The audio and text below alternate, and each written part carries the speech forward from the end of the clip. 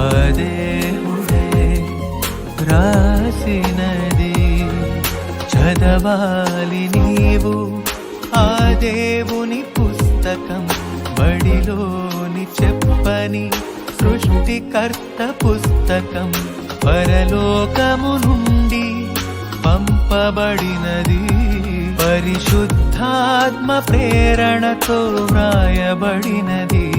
పరిశుద్ధమైన మా కన్న తండ్రి, నీకు వేలాది వందనాలైనా, నీకే ఘనత, నీకే మహిమ చెల్లిస్తున్నాం మా కన్న తండ్రి. ఏమిచ్చి నీ రుణం తీర్చుకుంటాం దేవా. కన్నులెత్తి నీ వైపు చూసే అర్హత సర్వమానవాళి కోల్పోయినప్పటికీ తండ్రి, నీ కుమారుని లోకానికి పంపించి తల ఎత్తుకునే విధంగా మమ్మల్ని చేసిన మా కన్న తండ్రి, ఏమిచ్చి నీ రుణం తీర్చుకుంటాం దేవా. నిన్నటి ఎన్నో సంగతులు మాకు తెలియచేసావు. ఈరోజు కూడా ఇంకా లోతైన మర్మాలు, రహస్యాలు మాకు తెలియచేయమని అంటున్నాను తండ్రి.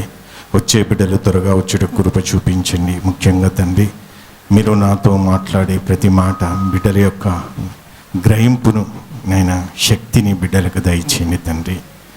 గ్రహించకపోతే ఈ లోతైన మర్మాలు బిడ్డలకు అర్థం కాదు. జ్ఞాపకం చేసుకోండి తండ్రి. నీ వాక్య పరిచర్య కోసం నా ఆత్మ సంసిద్ధంగా ఉంది తండ్రి. నా శరీరాన్ని వాడుకొని 66 గ్రంథాలు వివరించడానికి పరిశుద్ధ ఆత్మ సహాయాన్ని నాకు దయచేసి అర్థం కాని బిడ్డలకు అర్థమయ్యే విధంగా జ్ఞానాన్ని, శక్తిని, బలాన్ని, ఓపికని దయచేయమని మనాథుడైన యేసుక్రీస్తు ద్వారా అడిగి వేడుకొంచున్నాము తండ్రి. ఆమేన్. కూడి వచ్చినందరికీ నా హృదయపూర్వక వందనాలండి. దేవుని వల్లరా పరిశుద్ధులను జయించుటకు క్రూరముగానికి ఇచ్చిన అధికారం. పరిశుద్ధులను జయించుటకు క్రూరముగానికి ఇచ్చిన అధికారం. దేవుని వల్లరా ఈ అపవాదికి ఎందుకు పరిశుద్ధులను జయించడానికి అధికారం ఎందుకు ఇచ్చిందంటే,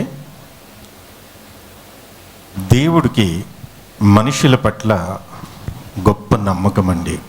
ఈ నమ్మకం బట్టే నా బిడ్డలు ఆ అపవాదిని జయించగలుగుతారు, గెలవగలుగుతారని, ఒక శత్రువు యొక్క బలం ఏంటి, ఆ బలాన్ని ఏ విధంగా ఓడగొట్టొచ్చు అని కొంతమందికి మాత్రమే ఆ అవకాశం ఇచ్చిండు. అందరికి ఇచ్చిరు, కానీ అందరూ దానిని జయించలేకపోయినారు. మరి పరిశుద్ధుల మీద, పరిశుద్ధుల్ని జయించడానికి అధికారం అంటే, ఇప్పుడు ఎగ్జాంపుల్గా మనం ఆలోచిస్తే, పరిశుద్ధులందరినీ అపవాది చంపేస్తుంది. అర్థమైందా? చంపేస్తుంది. చంపినంత మాత్రాన పరిశుద్ధులు ఓడిపోయినరా? దేవుని కొరకు నిలబడినప్పుడు ఆ పరిశుద్ధులు చంపబడ్డారు. ఓడిపోయినరా? గెలిచిర్రా? గెలిచినట్టే కదా. మరి అపవాది యొక్క చెరలోకి ఎంతో మందిని తీసుకొని పోయింది. వాళ్ళందరూ దేవుని గెలిపించిన వాళ్ళే.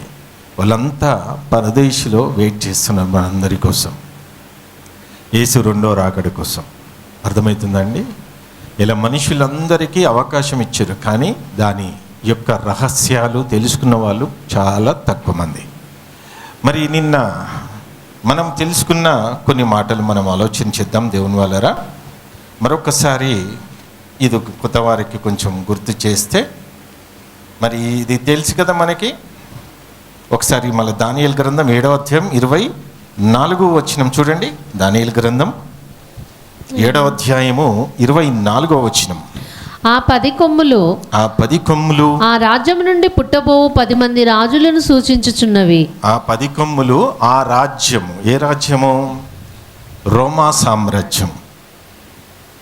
కింద అవపడుతుంది కదా ఒక భయంకరమైన క్రూర మృగం. ఇదే రోమా సామ్రాజ్యం. మరి ఈ రోమా సామ్రాజ్యంలో నుంచి 10 మంది రాజులు పుట్టుకొస్తారన్నట్టుగా తెలుపుతుంది. ఇంకా కొంచెం మనం ఆలోచిస్తే దేవుని వాళ్ళరా, దానియేలు గ్రంథం 2వ అధ్యాయం తీయండి ఒకసారి. దానియేలు గ్రంథం 2వ అధ్యాయము 36 నుంచి 40 వరకు ఒకసారి చూడండి అమ్మా. దానియేలు గ్రంథం 2వ అధ్యాయము 36 నుంచి 40 వరకు. తాము కనిన కల ఇదే, దాని వాళ్ళకి మళ్ళీ ఎక్స్ప్లెయిన్ చేయాలంటే కష్టము. మరి నిన్న చెప్పిన పాఠము మీరు తర్వాత వింటే ఇది అర్థమవుతుంది. కాబట్టి మరి గ్రహించడానికి ప్రయత్నం చేయండి దేవుని వాళ్ళరా. ఇది చాలా టఫ్ సబ్జెక్టు, మరి చాలా లోతుగా ఉంటుంది. గ్రహించడానికి దేవుని ప్రార్థన చేసుకోండి. తాము కనిన కల ఇదే, దాని భావము రాజు సముఖమున మేము తెలియజెప్పెదము. రాజా, పరలోకమందున్న దేవుడు రాజ్యమును అధికారమును బలమును ఘనతయు తమరికి అనుగ్రహించి ఉన్నాడు. తమరు రాజులకు రాజై ఉన్నారు. ఆయన మనుషులు నివసించే ప్రతి స్థలమందును మనుషులనేమి భూజంతువులనేమి ఆకాశ పక్షులనేమి అన్నిటినీ ఆయన తమ చేతికి అప్పగించి ఉన్నాడు. నెబుకద్నెజరు రాజుకు అప్పచెప్పాడు. వారందరి మీద తమరికి ప్రభుత్వమును అనుగ్రహించి ఉన్నాడు. తామే ఆ బంగారు శిరస్సు. ఇక్కడ చెప్తున్నాడు, కొన్ని గుర్తులు చెప్తున్నాడు. నిన్ననేమో మనము ఈ 4 సామ్రాజ్యాలకి గుర్తులు ఉన్నాయి. మరొక గుర్తు చెప్తున్నాడు ఇక్కడ, మరొకటి చెప్తున్నాడు ఇక్కడ చూడండి. తాము చనిపోయిన తర్వాత తమరి రాజ్యము కంటే తక్కువైన రాజ్యం ఒకటి లేచును. అటు తర్వాత లోకమందు ఏలునట్టి 3వ రాజ్యం ఒకటి లేచును. అది ఇత్తడి వంటిది. పిమ్మట 4వ రాజ్యం ఒకటి లేచును. రాజ్యము చెప్తున్నాడు ఆ సూచనలు. నిన్ననేమో మృగంకి ఎగ్జాంపుల్ గా చెప్పిండు. ఇప్పుడు వస్తువులని తీసుకొస్తున్నాడు. ముందుగా మొదటిది బబులోన్ రాజుకి ఏ సూచన చూపిస్తున్నాడు? బంగారు శిరస్సు. నెక్స్ట్ ఇత్తడి. నెక్స్ట్ ఇనుము. అది ఇనుము వలె బలముగా నుండును. ఇనుము సమస్తమైన వాటిని దంచి విరగొట్టినది కదా. ఇనుము పగలగొట్టునట్లు అది రాజ్యములన్నిటిని పగలగొట్టి పొడి చేయును. పాదములను వ్రేళ్లను కొంత మట్టునకు. చదివినావమ్మా? అయిపోయింది. సరే, ఓకే. ఒకసారి దానియేలు గ్రంథం 8వ అధ్యాయం, దానియేలు గ్రంథం 8వ అధ్యాయం ఒకసారి గుర్తు చేసుకొని మనం పాఠంలోకి వెళ్దాం. దానియేలు గ్రంథం 8వ అధ్యాయం 8 నుంచి 11 వరకు. ఆ మేకపోతు అత్యధికముగా బలము చూపుచూ వచ్చెను. అది బహుపుష్టి నొందగా దాని పెద్ద కొమ్ము విరిగిన దానికి బదులుగా 4 ప్రసిద్ధమైన కొమ్ములు ఆకాశపు నలుదిక్కులకు 4 పెరిగెను. ఈ కొమ్ములలో ఒక దానిలో నుండి పెరిగినాయట. ఆకాశం దిక్కు 4 పెరిగినాయి. ఈ కొమ్ములలో ఒక దానిలో నుండి ఒక చిన్న కొమ్ము మొలిచెను. అది దక్షిణముగాను తూర్పుగాను ఆనంద దేశపు దిక్కుగాను అత్యధికముగా బలిసెను. ఆకాశ సైన్యము నంటునంతగా పెరిగి అదే రోమా సామ్రాజ్యం గురించి చెప్తున్నాడా. ఆకాశ సైన్యము నంటునంతగా పెరిగి నక్షత్రములలో కొన్నిటిని పడవేసి కాళ్ళ క్రింద అనగద్రొక్కుచుండెను. ఆ సైన్యం యొక్క అధిపతికి విరోధముగా తన్ను హెచ్చించుకొని అనుదిన బల్యార్పణమును నిలిపివేసి ఆయన ఆలయమును పడద్రోసెను. అతిక్రమము జరిగినందున అనుదిన 19 నుంచి 26 వరకు 19. మరియు అతడు ఉగ్రత సమాప్తమైన కాలమందు కలగబోనట్టి సంగతులు నీకు తెలియజేయుచున్నాను. ఏలైనగా అది నిర్ణయించిన అంత్యకాలమును గూర్చినది. అంత్యకాలమును గూర్చినది అంటే ఇప్పుడు యేసుక్రీస్తు ఏ కాలంలో వచ్చిండు? రోమా సామ్రాజ్యం పరిపాలించే కాలంలో వచ్చిండు. మరి ఈ రోమా సామ్రాజ్యాలు పరిపాలించే దానికి ముందు ఈ 3 సామ్రాజ్యాలు ప్లస్ ఈ 5 సామ్రాజ్యాలను కొట్టేసి ఈ రోమా సామ్రాజ్యం స్థాపించబడ్డది. ఆ స్థాపించబడిన ఆ రాజ్యము పరిపాలించే టైంలో ఈ రాజ్యంలో నుంచి ఒక 10 రాజ్యాలు పుట్టుకొస్తున్నాయి. ఈ 10 మంది రాజులని దేనికి సూచన చూపిస్తున్నాడంటే ఒకసారి మనం ఒకసారి చదువుతాం దేవుని వాళ్ళరా. 24 చదవండి మళ్ళీ. దానియేలు గ్రంథం 7వ అధ్యాయం 24. ఆ 10 కొమ్ములు ఆ రాజ్యం నుండి పుట్టబోవు 10 మంది రాజులను సూచించుతున్నది. 10 మంది రాజులు. ఇప్పుడు ఎగ్జాంపుల్గా మనం ఆలోచన చేద్దాం దేవుని వాళ్ళరా. ఇప్పుడు రోమా సామ్రాజ్యము ఎప్పటి నుంచి ప్రారంభమైంది అనేది మనకి ఆల్రెడీ యేసుక్రీస్తు అర్థమవుతుందండి. చూద్దాం జాగ్రత్తగా ఈ ఆలోచన చేయండి. ఇప్పుడు యేసుక్రీస్తు ఏ ప్రభుత్వము ఉన్నప్పుడు పుట్టిండు అని మనం ఆలోచిస్తే యేసుక్రీస్తు అప్పటికి ఈ రోమా సామ్రాజ్యం దేశాలన్నిటినీ పరిపాలిస్తుందండి. అర్థమవుతుందా? దేశాలన్నిటినీ పరిపాలిస్తుంది. మనకి బైబిల్లో కొన్ని తెలవాలి కాబట్టి ఒకసారి చూద్దాం. లూకాసు వార్త 2వ అధ్యాయం 1వ వచనం. లూకాసు వార్త 2వ అధ్యాయం 1వ వచనం. ఆ దినములలో బాగా వినండి, గ్రహించండి దేవుని వాళ్ళరా. ఆ దినములలో సర్వలోకమునకు ఏంటంట? ఆ దినములలో సర్వలోకం అంటే సుమారుగా ఇప్పుడు రోమా సామ్రాజ్యం అన్ని లోకాలు ఆధీనంలో ఉన్నాయి. ఏది? రోమా సామ్రాజ్యం. ఆ దినములలో సర్వలోకమునకు ప్రజా సంఖ్య వ్రాయవలెనని కైసరు అగస్తు వలన ఆజ్ఞ అయ్యెను. కైసరు అగస్టు అంటే యేసుక్రీస్తు ఏ కాలంలో పుట్టిండు? కైసరు అగస్టిన్ పరిపాలన సమయంలో యేసుక్రీస్తు ఎక్కడ జనాభా లెక్క రాయడానికి ఎక్కడికి వచ్చారు? ఇక్కడ వీళ్ళు రోమ్కి వచ్చేసారు జనాభా లెక్క రాయడానికి. అర్థమవుతుందా అండి? ఎవరు పరిపాలిస్తారు ఆ టైంలో? కైసర్ అగస్టిన్ పరిపాలన చేస్తున్నాడు. లూకా సువార్త 2వ అధ్యాయం 1వ వచనంలో క్లియర్గా రాయబడ్డది. ఈయన పరిపాలించే టైంలో యేసుక్రీస్తు పుట్టిండు. అర్థమవుతుందా అండి? దాని తర్వాత మరొక రాజు, ఇప్పుడు ఎందుకంటే ఈయన ఈ సుమారుగా 40 సంవత్సరాలు పరిపాలించిండండి. 40 సంవత్సరాలు పరిపాలించిండు. రెండవ రాజు టిబేరియస్. రెండవ రాజు గురించి కూడా ఆలోచన చేద్దాం. లూకాసు వార్త 3వ అధ్యాయము 1వ వచనం. లూకాసు వార్త 3వ అధ్యాయం 1వ వచనం. తిబేరి కైసరు ఏలుబడిలో 15వ సంవత్సరమందు యూదియా సంవత్సరం మళ్ళీ చదవమ్మా. తిబేరి కైసరు ఏలుబడిలో 15వ సంవత్సరమందు యూదియాకు పొంతి పిలాతు అధిపతిగాను వచ్చేసిన పిలాతు వచ్చేసింది ఇక్కడ. మరి అప్పటికి యేసుక్రీస్తుకి ఎంత ఏజ్ ఉండొచ్చు? సుమారుగా ఏజ్ ఎంత ఉండొచ్చు? అదే 23వ వచనం చదవమ్మా. అదే అధ్యాయంలో 23వ వచనం చదువు. యేసు బోధింప మొదలు పెట్టినప్పుడు ఆయన దాదాపు 30 ఏండ్ల ఈడు గలవాడు. పుట్టినప్పుడు ఎవరున్నారు? అగస్టిన్ ఉన్నాడు. ఈయనకు 30 సంవత్సరాలు ఉన్నప్పుడు ఈయనెవరు? తిబెరి కైసరు. అర్థమవుతుందా? ఇది తిబెరి కైసరు.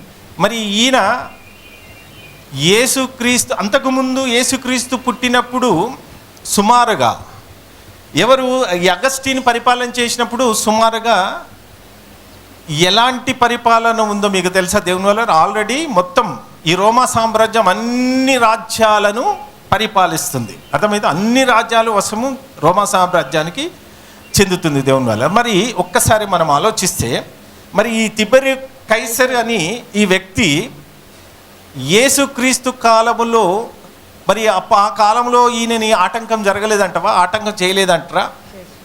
చెప్పండి, ఆటంకం చేసిరా లేదా? మరి ఈ 10 మంది రాజులు అనేది మీకు ఏంటి అని ఆలోచిస్తే యేసుక్రీస్తు కాన్నించి ప్రకటన మన ముగింక అయిపోయి పౌలు గారు ఆ ప్రాంతంలో ఎంతమంది పరిశుద్ధులు పుట్టుకొచ్చారో, ఎంతమంది పరిశుద్ధులు హతసాక్షులైనారో మీకు తెలుసా? ఈ 10 మంది రాజులు పరిపాలించే టైంలోనేనండి భయంకరమైన క్రైస్తవులు ఊత కోత కోసిరు దేవుని వల్లరా. ఎంత ఘోరాతి ఘోరంగా అంటే ఇక్కడ మనం ఆలోచిస్తుంటే ఈ 10 మంది రాజులు పరిపాలించినండి ఎంతవరకు సుమారుగా యోహాను ప్రకటన గ్రంథం రాసింది కదా, ఇక్కడ పద్మావతి దీపానికి వెళ్ళిపోయే టైం వరకు ఈ 10 మంది రాజులు ఆ మధ్యలో యేసుక్రీస్తు కాన్నించి యేసుక్రీస్తు చనిపోయినాక అపోస్తులు అయితేంది, పౌలు గారు అయితేంది ఎంత భయంకరంగా హింసింపబడ్డారో అలాంటి పరిస్థితిలో ఎప్పుడు కూడా జరగలేదు. అంత ఘోరంగా ఎప్పుడు కూడా జరగలేదు. ఇప్పుడు జరుగుతుందా? ఇప్పుడు కూడా జరుగుతలే. మరి వీళ్ళంతా ఎడ్లకించి పుట్టుకొచ్చిర్రు? రోములో నుంచి పుట్టుకొచ్చిర్రు, రోమా సామ్రాజ్యం నుంచి పుట్టుకొచ్చిర్రు. అర్థమవుతుంది? రోమా సామ్రాజ్యంలో నుంచి పుట్టుకొచ్చిన ఈ రాజులు చూద్దాం. ఇంకో 3వ రాజు గురించి కలిగుల. ఈయన చాలా డేంజర్ అండి. ఈ కలిగుల అనే వ్యక్తి ఆయన పరిస్థితి ఎలా ఉందంటే ఒకసారి చూద్దాం. దానియేలు గ్రంథం 9వ అధ్యాయం 26వ వచనం. దానియేలు గ్రంథం 9వ అధ్యాయం 26వ వచనం ఒకసారి చూడండి. ఈ 62 వారములు జరిగిన పిమ్మట ఏమీయూ లేకుండా అభిషక్తుడు నిర్మూలము చేయబడును. ఏందంట? అభిషక్తుడు నిర్మూలము చేయబడును. అప్పటికి యేసుక్రీస్తు ఏమైపోయిండు? చంపబడ్డాడు.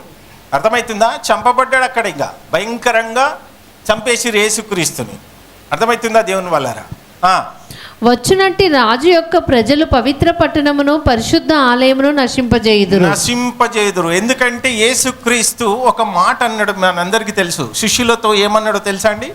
శిష్యులతో ఒక పట్టణం అండి, ఒక దేవాలయము కడుతుంటే ఆ దేవాలయము సుమారుగా సొలొమోను రాజు ఆల్రెడీ కట్టిన ఆ దేవాలయాన్ని కూలగొట్టింది ఎవరు? బబులోను రాజు. అవునా? ఆ బంగారం అంతా దోసుకొని వెళ్ళిపోయిన తర్వాత మళ్ళా మనకి నీరోద్ చక్రవర్తి కాలంలో రెండోసారి కూలగొట్టబడతారు. ఫస్ట్ సొలొమోను రాజు కడతాడండి. కట్టిన తర్వాత మళ్ళా ఈ యూదులు మళ్ళా రెండోసారి కడతారు. అర్థమైంది? రెండోసారి అదంతా నీకు వివరిస్తాను, దానికి అన్నీ ఉన్నాయి వాక్యాలు. ఫస్ట్ దీని గురించి ఆలోచిద్దాం. అయితే యేసుక్రీస్తు కాలంలో కట్టిన దేవాలయం ఉంటుందండి. యేసుక్రీస్తు జెరూసలేంలో ఆలయం ఉంటుంది. ఈ శిష్యులు పోతూ ఉంటుంటే, ప్రభువా ఈ ఆలయం చూసిర్రా, ఎంత గొప్ప, ఏం కట్టబడ్డది అన్నాడు. నీకు మత్తయి సువార్త 24వ అధ్యాయం 1-2 వచనాలు చూడండి. మత్తయి సువార్త 24వ అధ్యాయం 1-2 వచనాలు. యేసు దేవాలయం నుండి బయలుదేరి వెళ్ళుచుండగా ఆయన శిష్యులు ఆ దేవాలయపు కట్టడంలో ఆయనకు చూపింపవచ్చిరి. ఇది యేసుక్రీస్తు కాలంలో పర్ఫెక్ట్గా ఉంది. అప్పటికి ఎవరు కూలగొట్టలే.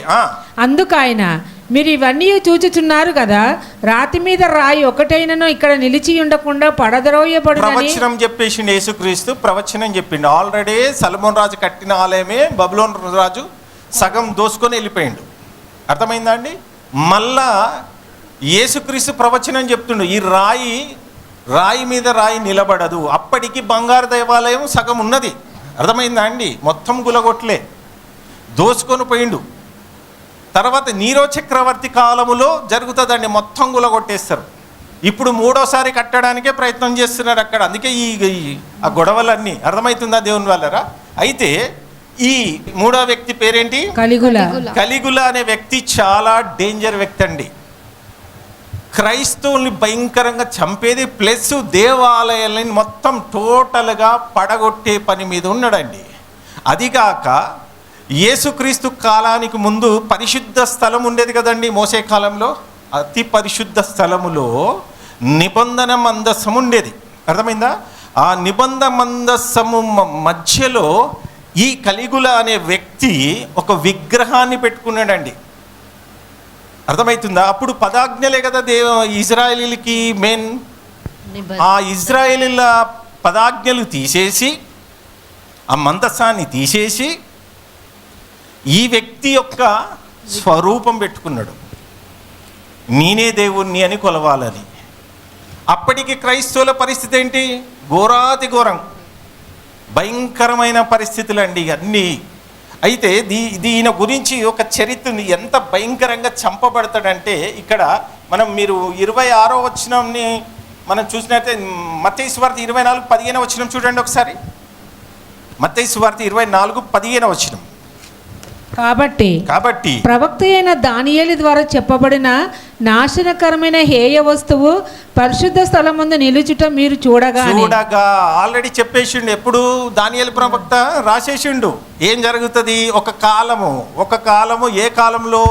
3వ రాజు కాలములో ఇలాంటి పరిస్థితి జరుగుతుంది. దేవాలయాన్ని ఏం చేశారట. ఇంకా లూకా సువార్త 21:20 వచనం చూడండి ఒకసారి. లూకా సువార్త 21వ అధ్యాయం 20 వచనం. యెరూషలేము దండ్ల చేత చుట్టబడుట మీరు చూచినప్పుడు దాని నాశనము సమీపమై ఉన్నదని తెలుసుకొనుడి. సమీపించింది అని ప్రవచనము. మరి జరిగిందా లేదా? యేసు ఉన్నప్పుడు జరగలేదు. యేసు వెళ్ళిపోయిన తర్వాత 3వ రాజు, ఆ 3వ రాజు వచ్చిండు. ఈయన నా తర్వాతనే నేనే దేవుడిని అని గొప్పగా చెప్పుకోబడ్డాడండి. తర్వాత ఏమైందో తెలుసా? ఈయన ఎలా చంపబడ్డాడో తెలుసా? ఒక భయంకరంగా చంపబడ్డాడండి. ఇక్కడ మీకు ఒక మెసేజ్ చూపిస్తా. ఈ వ్యక్తేనండి, ఈయననే కలిగుల. ఈయన ఎవరితో చంపబడతాడంటే వాళ్ళ సైనికులతోనే చంపబడతాడు. ఎలా చంపబడతాడంటే ఇంచుమించు 30 కత్తిపోట్లతో చంపబడతాడండి. అంటే దేవుని మందిరాన్ని ప్లస్ క్రైస్తవుల్ని హింసిస్తుంటే దేవుడు ఊకుంటాడా? వాళ్ళని జయించడానికి అవకాశం ఇచ్చిండు. తర్వాత ఊకుంటాడా దేవుడు? ఏం చేసిండు? మీరు చదవండి. అది కాలిగుల తన క్రూరమైన పాలన, విచిత్ర ప్రవర్తన మరియు ప్రజలను, అధికారులను అవమానించడం వల్ల చాలా మంది శత్రువులను సంపాదించుకున్నాడు. చివరికి అతని సొంత రక్షక దళం అధికారులే అతని చంపాలని ప్లాన్ చేశారు. ఇది మెయిన్ ముఖ్యంగా ఈ 10 మంది రాజులు సాతాను ఏజెంట్లు అండి. సాతాను ఏజెంట్లు బాగా గుర్తుపెట్టుకోండి. ఇప్పుడు ఎగ్జాంపుల్గా కొంతమంది వీడియోలు ఏం చేస్తున్నారండి, యాంటీ క్రైస్ట్ రాబోతున్నాడు అంటున్నారు కదా, 666 రాబోతున్నాడు అంటున్నారు కదా. ఇప్పుడు అదే కదా వీడియోలు అందరూ అదే నమ్మిస్తున్నారు కదా. శాంతి శాంతి అని యాంటీ క్రైస్ట్ రాబోతున్నాడు అనుకుంటున్నారు. ఎప్పుడు వస్తారని చెప్పిండ్రు వీళ్ళంతా? అంత్యకాలంలో వస్తారన్నాడు. అవునా? అదే కదా మీరు అంత్యకాలం ఉన్నదా, అయిపోయిందా? ఇంకా ఏంటండి, ఇప్పుడు మనం ఏ కాలంలో ఉన్నాం? యేసు రావడమే అంత్యకాలం. యేసు రావడమే అంత్యకాలంలో వచ్చింది. అర్థమైందా? యేసు అంత్యకాలంలో వచ్చిన తర్వాత మరి అంత్యకాలంలో యాంటీ క్రైస్ట్ ఎలా వస్తాడు? ఇంకా ఇప్పుడు కృపాకాలంలో ఉన్నాం, అందరూ అయిపోయింది, ప్రవచనం అన్నీ నెరవేర్చబడ్డది. ఇప్పుడు ప్రకటన గ్రంథం బాగా వినండి. ప్రకటన గ్రంథం 13వ అధ్యాయము ఏ సంఖ్య గురించి మనము చెప్పబడ్డది? 1-2 వచనాలు. ప్రకటన గ్రంథం 13వ అధ్యాయం 1-2 వచనాలు. మరియు 10 కొమ్ములను 7 తలలను గల ఒక క్రూర మృగము సముద్రంలో నుండి పైకి వచ్చుట చూచితిని. దాని కొమ్ముల మీద 10 కిరీటములు, దాని తలల మీద దేవదూషణకరమైన పేర్లను ఉండెను. నేను చూచిన ఆ మృగము చిరుత పులిని పోలి ఉండెను. ఇలాగ చదువుకుంటూ చివరికి లాస్ట్ వరకల్లా 13వ వచనం, మన 18వ వచనంలో ఏమని రాయబడ్డది ఇక్కడ? బుద్ధిగలవాడు మృగము యొక్క సంఖ్యను లెక్కింపబడని. అది ఒక మనుషుడి సంఖ్యయే. ఆ సంఖ్య 666. ఇందులో జ్ఞానము కలదు. మరి ఇప్పుడు మనకి ఏమర్థం కావాలి? ఇదే అధ్యాయంలో చివరికి ఉన్నదంటే మరి ఆల్రెడీ అంత్యక్రీస్తు వచ్చిండా, వస్తాడా? ఏంటండి? అంత్యకాలం యేసుక్రీస్తు కాలంలోనే ప్రారంభమైందిగా ఈ మృగ సంఖ్య. ఈ సంఖ్య ఎంత మందిని క్రైస్తవులని చంపింది అంటే నిజంగా దేవుని వల్లరా. ఆల్రెడీ ఇంకా కొంతమంది వీడియోలు ఏం చేస్తున్నాడు? అంత్యక్రీస్తు రాబోతున్నాడు, 7 ఏళ్ల పరిపాలన, 1000 ఏళ్ల పరిపాలన, 7 ఏళ్ల శ్రమ, ఇలా అన్నీ అనుకుంటున్నారు. యేసు వస్తే ఏముండదండి, ఇక ఆల్రెడీ అన్నీ అయిపోయినాయి, ప్రవచనాలు అన్నీ అయిపోయినాయి. ఒకవేళ నిజంగా అంత్యక్రీస్తు వస్తాడంటే ఇంకా బైబుల్ మొత్తం కంప్లీట్ కావద్దు కదా. ఆల్రెడీ టోటల్ కంప్లీట్ అయిపోయిందంటే ఇంక ఏం లేదు. ఇక ప్రవచనాలు అన్నీ జరిగిపోయినాయి, చెప్పబడే అన్నీ జరిగిపోయినాయి. కొన్ని మాత్రమే ఉన్నాయి, ఇంకా కొన్ని ఉన్నాయి అంతే. ఇంచుమించు 80% కంప్లీట్ అయిపోయింది. ఈ 20% ఇది కృపాకాలంలో కొన్ని జరుగుతాయి. నిజంగా అప్పుడున్న హతసాక్షులు, దేవుని కొరకు మరణించిన హతసాక్షులు. ఇప్పుడు మీకు అర్థం కావాలంటే చూడండి, మీరు వ్యవసాయం చేసినరా? వ్యవసాయం చేసిన వాళ్ళు ఉన్నారు కదా. మొదటి పంట వజన్. ఇప్పుడు ఎగ్జాంపుల్ మీరు పత్తి పండి ఇచ్చిన అనుకో, ఎగ్జాంపుల్ పత్తి గురించి నేను చెప్తున్నాను ఎగ్జాంపుల్, మీకు అర్థం కావాలంటే. పత్తి కాయల కింద ఒక 10 కాయలు పలుగుతే, దేవుని వల్లరా పత్తి పలుగుతే దానికి చాలా వజన్ వస్తుందండి. అర్థమవుతుందా? చాలా వజన్ వస్తుంది. అది నెక్స్ట్ టైం తీసినప్పుడు ఇంకా కొద్దిగా వజన్ తగ్గుతుంది. లాస్ట్కి వచ్చే వరకు పరిగ పంట అంటారండి. చూడడానికి తెల్లగా అవపడుతుంది, వజన్ రాదు. అర్థమైతే? వజన్ రాదు. ఎవరైతే హతసాక్షులు, పరిశుద్ధులు ఎప్పుడు చంపబడ్డారో, యేసుక్రీస్తు మొదలుకొని ఈ ప్రకటన గ్రంథం కంప్లీట్ అయ్యే లోపట ఈ 10 మంది రాజులే అక్కడనే. ఈ అంత్యక్రీస్తు కూడా అప్పుడే వచ్చేసి అన్నీ జరిగిపోయినాయి. ఇంకా వస్తాడని నమ్మిస్తున్నాడు. ఆల్రెడీ వచ్చేసిండు, వేసేసిండు, వెళ్ళిపోయినాడు. జనాలను ఏం చేస్తున్నాడు? వస్తాడని నమ్మిస్తున్నాడు.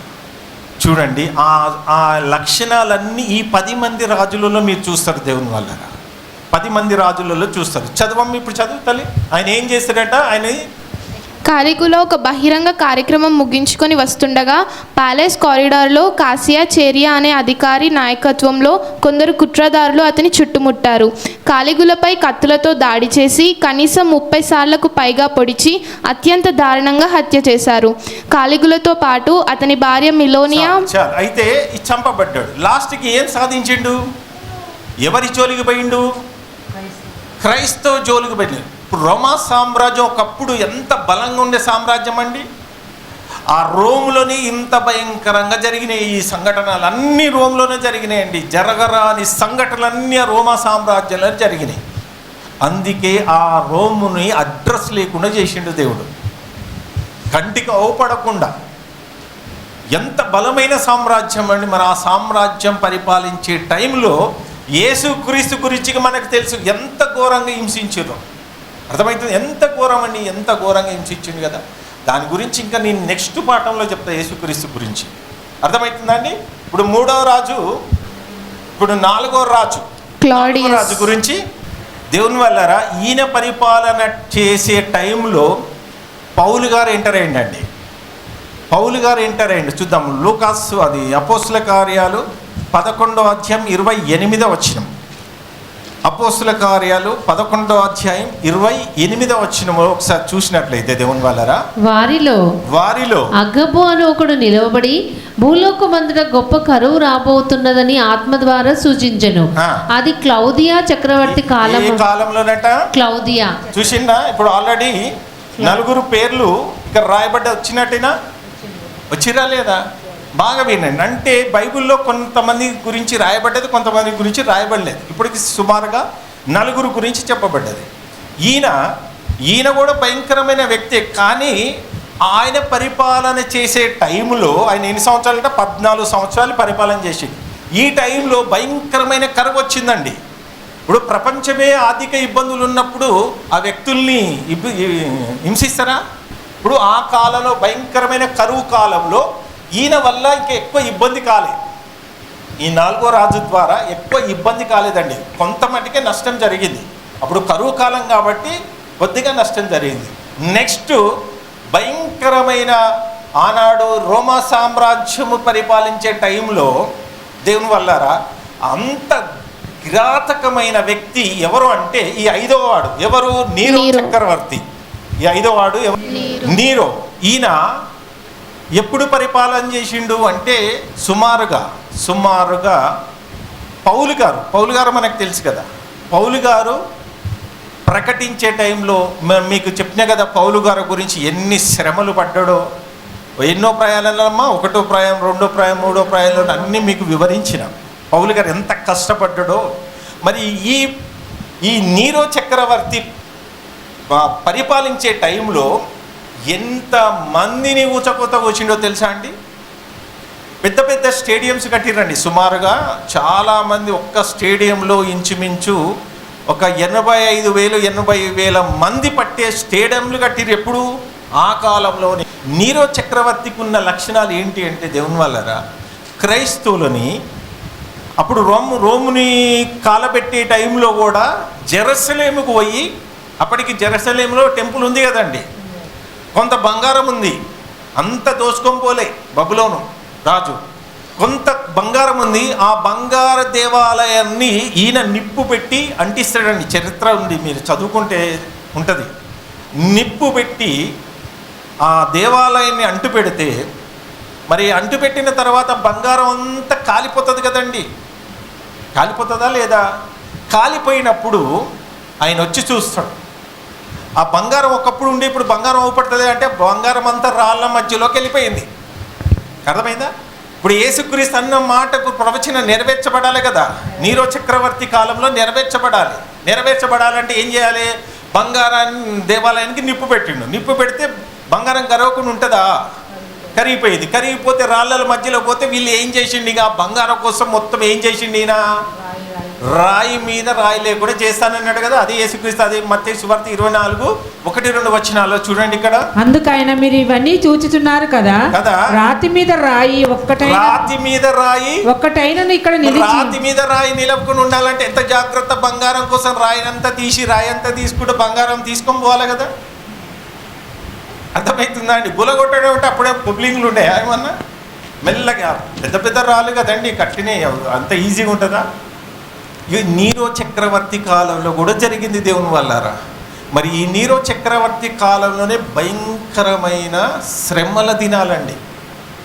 భయంకరంగా చంపబడ్డాడు. అప్పుడు కూడా పౌలు గారు ఆయా కాలంలోనే చంపబడ్డాడు. అపోస్తులు కూడా ఆ కాలంలోనే చంపబడ్డారు. క్రైస్తవులు కూడా ఆ కాలంలోనే చంపబడ్డారు. మీకు ఇంకా పర్ఫెక్ట్గా ఒక క్లూ ఇస్తా. 666 ఈయననే. చరిత్రలో చూస్తే ఈయన గురించే రాయబడ్డదండి. 666 ఎవరో గారు వస్తారు అనుకుంటారు కదా, ఆల్రెడీ వచ్చేసిండు. పరిశుద్ధుల్ని చంపినరు. ఇంతకంటే పరిశుద్ధులు రాబోయే రోజుల్లో లేరు. యేసుక్రీస్తు కాలం మొదలుకొని ప్రకటన గ్రంథం పూర్తయ్యే లోపల ఈ 10 మంది రాజులు భయంకరంగా క్రైస్తులందరినీ ఘోరంగా చంపేసేరండి దేవుని వాళ్ళగా. ఇంకా చూసినట్లయితే మా ప్రకటన 13వ అధ్యాయము 11వ వచనం ఒకసారి చూడండి దేవుని వాళ్ళారా. మరియు భూమిలో నుండి మరి యొక్క క్రూర మృగము పైకి వచ్చుట చూచితిని. గొర్రె పిల్ల కొమ్ము వంటి 2 కొమ్ములు దానికి ఉండెను. అది ఘట సర్పం వలె మాట్లాడుతున్నది. అయితే ఇప్పుడు ఇక్కడ చూడండి, ఇప్పటికి 5వ రాజు నీరో చక్రవర్తి, ఇప్పుడు 6వది కల్బా. ఈయన కూడా సుమారుగా 9 నెలలు పరిపాలించిండు.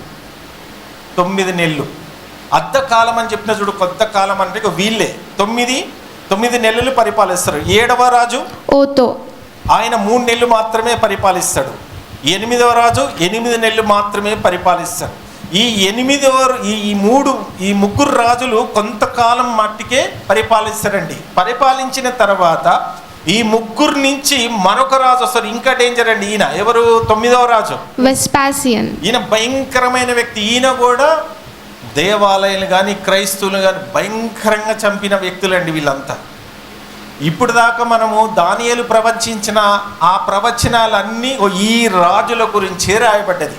మీరు తర్వాత మొత్తం చరిత్ర చూస్తే వీళ్ళే కోపడతారు ఇక్కడ. అర్థమవుతుందా అండి? మరి ఈ కాలంలో వీళ్ళంతా ఈ 9 రాజులు 9 కొమ్ములు క్రూరముగానికి పనిచేసిన రాజులండి వీళ్ళంతా. అర్థమవుతుందా?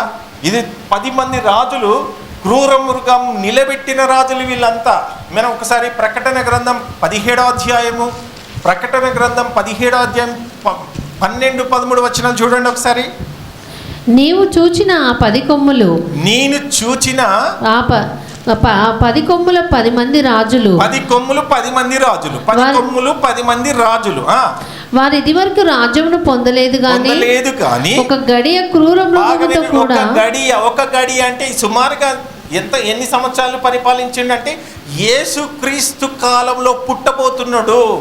యేసుక్రీస్తుకు పలానా సమయంలో ఇన్ఫర్మేషన్ తెలుసుకుంది. అది ఏ రాజ్య పరిపాలన చేసే టైంలో యేసుక్రీస్తు పుట్టుకొస్తాడు అనేది ఇన్ఫర్మేషన్ తెలుసుకుని, ఆహా రోమా సామ్రాజ్యం పరిపాలించే టైంలో యేసుక్రీస్తు రాబోతున్నాడా అని ఇన్ఫర్మేషన్ తెలుసుకుంది. కథం 10 మంది రాజులు దించింది. ఇది అర్థమవుతుందా అండి? 10 మంది రాజులు దించి ఈ 10 మంది రాజులు పరిశుద్ధులు పవిత్రులుగా ఉన్న ఆ కాలంలో భయంకరంగా చంపేసింది దేవుని వాళ్ళారా. అందుకే ఇక్కడ ఏమంటున్నాడు? ప్రకటన 17వ అధ్యాయం 12, 13 వచనాలు. నీవు చూచిన ఆ 10 కొమ్ములు 10 మంది రాజులు, 10 మంది రాజులు వారు ఇది వరకు రాజ్యమును పొందలేదు కానీ ఒక గడియ ఒక గడియ అంటే కొద్ది కాలం. అర్థమైందా? ఇప్పుడు ఎందుకంటే ఎగ్జాంపుల్గా మీకు అర్థం కావాలంటే చూద్దాము. ఇప్పుడు చూడండి, ఈ 4 సామ్రాజ్యాలు, ఈ రోమా సామ్రాజ్యము పరిపాలించే టైంలో సుమారుగా ఎన్ని సంవత్సరాలు ఉన్నది? బీసీ నుంచి ఏడి అంటే మధ్యలో యేసుక్రీస్తు చనిపోయింది కదా. ఇప్పుడు ఎగ్జాంపుల్ బబులోను సామ్రాజ్యం సుమారుగా 48 సంవత్సరాలు పరిపాలించింది. అర్థమవుతుందా అండి? మాదీయ ప్రాదేశిక సామ్రాజ్యం సుమారుగా 206 సంవత్సరాలు పరిపాలించింది. గ్రీక్ సామ్రాజ్యం 268 సంవత్సరాలు పరిపాలించింది. తర్వాత రోమా సామ్రాజ్యం 64 నుంచి అన్నట్టు క్యాలెండరు పైనుంచి కిందికి వస్తుంది, కింది నుంచి పైకి పోతలే క్యాలెండర్. దేవుని వాళ్ళరా మీకు చెప్పినా కదా, కాలచక్రంలో క్రీస్తు యుగం క్రీస్తు చక్రం అనేది నేను చెప్పినా కదా అంశంలో. అయితే ఈ రోమా సామ్రాజ్యం సుమారుగా ఎంతకాలం ఉన్నది? కొద్ది కాలం ఉన్నా భయంకరమైన రాజులు వచ్చేసారు. ఎవరి కోసం దించింది అపవాది? పరిశుద్ధులను హతసాక్షులు. పరిశుద్ధులు ఎందుకంటే ఆ టైంలోనే నిలదొక్కునే వాళ్ళు ఉన్నారు. ఆ టైంలోనే అనేక మందికి సువార్త వెళ్ళింది తెలుసా. ప్రపంచాలను తలక్రిందులు చేసిరు క్రైస్తువులు. పరిశుద్ధులు భయంకరంగా చంపబడ్డరు, దేవుని గెలిపించిండ్రు. అర్థమవుతుందా దేవుని వాళ్ళు? ఇప్పుడు చూడండి ఎగ్జాంపుల్గా ప్రపంచమంతా ఇప్పుడు సుమారుగా రోమా సామ్రాజ్యములో ఇంచుమించు క్రీస్తు సంఘాలు ఉన్నాయంటవా? క్రీస్తు సంఘం ఉందా?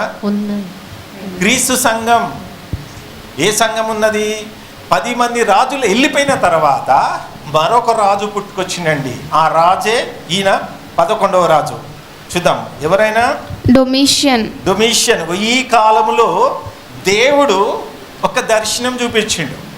క్రైస్తవులు ఎంతమంది చంపబడుతున్నారని దేవుడు ఈయనకి దర్శనం చూపిస్తే అప్పటి నుంచి ఒక ఆజ్ఞ జారీ చేసిండు.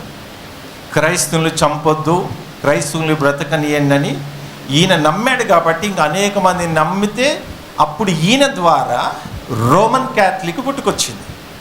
అర్థమవుతుందా? రోమన్ క్యాథలిక్ పుట్టుకొచ్చింది. దేవునికి నిజమైన సంఘం లేదు అక్కడ.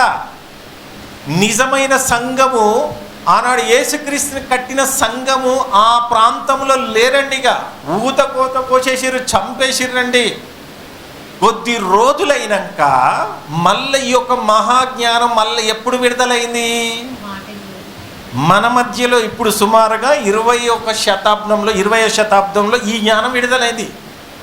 అర్థమవుతుంది? అప్పుడు ఈ జ్ఞానం, ఈ చెప్పే జ్ఞానము 60వ శతాబ్దంలో ఈ జ్ఞానం ఉండే సుమారుగా. మళ్ళా అందరు హతసాక్షులు అయిపోయింది కదా. ఈ జ్ఞానం బయటికి తీసుకొచ్చేటోళ్ళు ఎవరండి? అప్పటికి ఇంకా లేరు కదా. అంటే యేసు మళ్ళీ 2వ రాకడికి మళ్ళీ ఈ జ్ఞానం మళ్ళా 20వ శతాబ్దంలో మళ్ళీ బయటకు వచ్చింది. యేసుక్రీస్తు కాలంలో అంతమైపోయింది ఈ జ్ఞానం.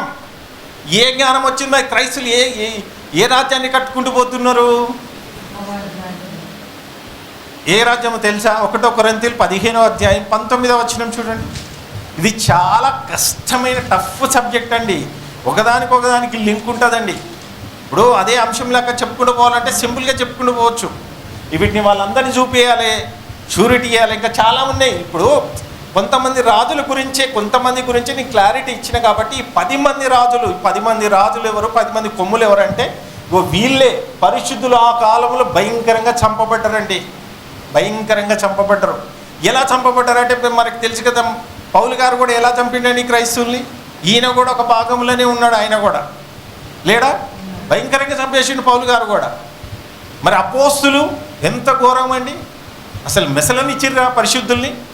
ఇప్పుడు 12 మంది శిష్యులు చంపబడితే ఈ యొక్క మహాజ్ఞానం బయటికి రాదు. కేవలం యేసు నమ్ముకొని బాధలు పోతాయి, యేసు నమ్ముకొని కష్టాలు పోతాయి, ఆశీర్వదించబడతాయి. ఈ బోధలే ఎక్కువ, ఇవే వచ్చేసినాయి. మళ్ళా ఈ మధ్యలో సుమారుగా 50-60 సంవత్సరాల నుంచి ఈ మహాజ్ఞానం బయటికి వచ్చి అంతకుముందు అంత క్రైస్తవ జీవితం అంత చల్లారిపోయింది, సైలెంట్ కదా. మీరు చూసుకోండి చరిత్రలు. ఎందుకంటే ఈ జ్ఞానంతో, ఎందుకంటే యేసు 2వ రాకడికి ఈ జ్ఞానం బయటికి రావాలి. మరి అంతకాలంలో ఇంకా కొంతమంది అవకాశం ఇస్తున్నాడు దేవుడు. ఆ కాలంలో పరిశుద్ధులు చంపబడ్డట్టు మరి అందుకే ఈ జ్ఞానం ఇప్పుడు ఎంటర్ అయింది. కాబట్టి ఇప్పుడు బాగా క్రైస్తువులు చంపబడుతున్నారు. మధ్యలో చంపబడ్డరా అంటే చాలా తక్కువ. ఆ కాలంలోనే ఆ 10 మంది ఉన్న రాజుల కాలంలోనే చంపబడ్డారు.